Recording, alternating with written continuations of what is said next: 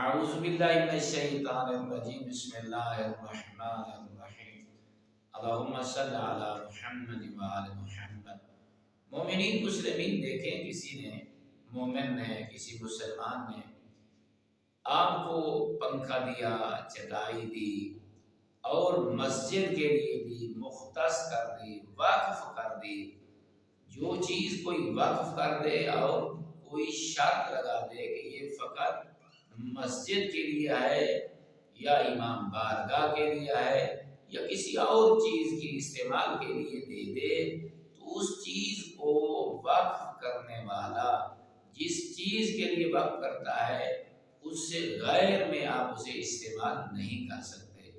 مثلا جو چیز اس نے مسجد کے لیے دی ہے بس مسجد میں استعمال کریں، چاہے چٹائی ہے، چاہے جانماز ہے، چاہے تسبیح ہے، چاہے سجدہ گاہ ہے، تو آپ مسجد سے باہر شرعی طور پہ اسے لے جا نہیں سکتے، چاہے امام بارگاہ ہو، گھر ہو یا ڈیرا ہو۔